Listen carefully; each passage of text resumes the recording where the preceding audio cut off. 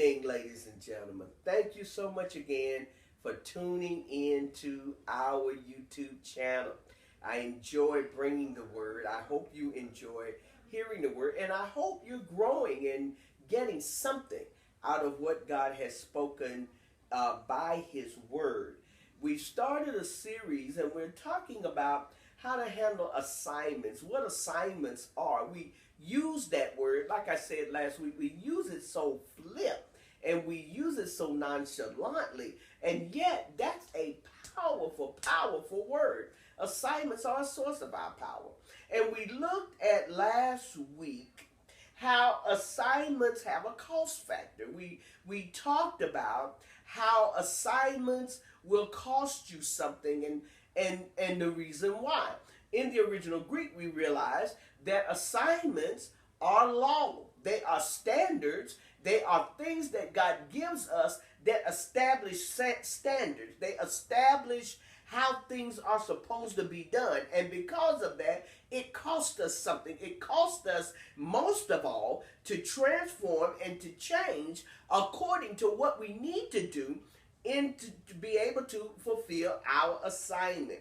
And so today, we're going to look at another point when it comes to assignments, and we're going to look at how assignments establish standards. They establish standards. When God spoke that to me, I had to ponder that because I know what it means to have a standard established.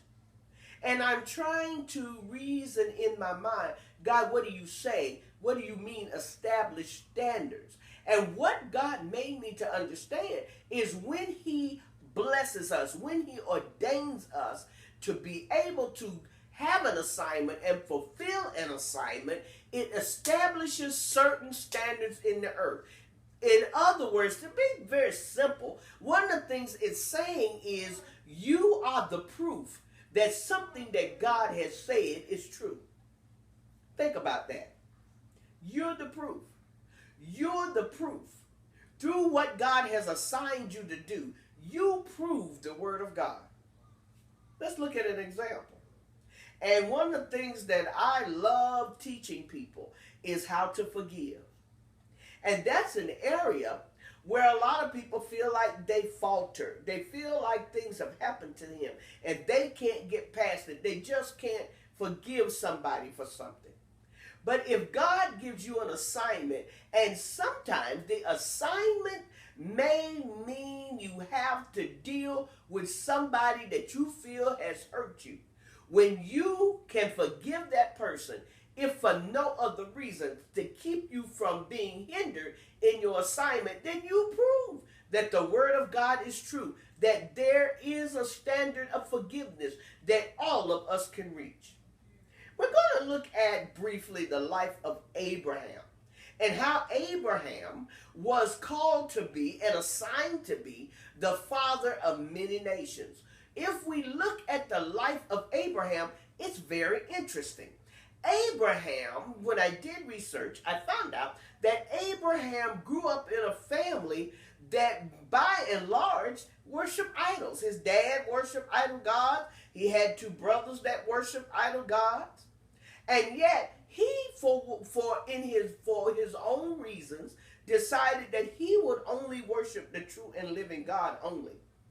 God assigned him to be the father of many nations in the midst of being in a household of people who did just the opposite. They felt like, okay, you can worship God, but you can worship other gods too.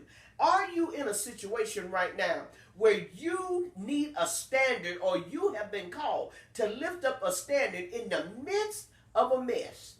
You see things, you know that's not God. And yet the word of God has you to go different, has you to do something other than that. Then that's God's way of using you to establish a standard. That's your assignment.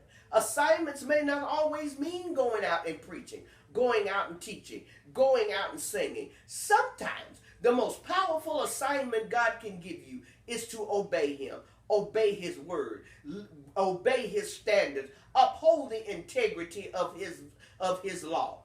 Oh, saints of God, that's the power that God has given us. When we fulfill the standards and the assignment of obeying God, then we show forth power in the earth. We show people and we prove to the world that God is still God and that his word still works. Next week, we're going to look at how assignments has its own unique opposition. But I want you to keep this question in mind. Is it going to be opposition we're going to talk about? Or are we going to talk about how maybe what we're calling opposition is really a support system? Tune in next week to find out. God bless you.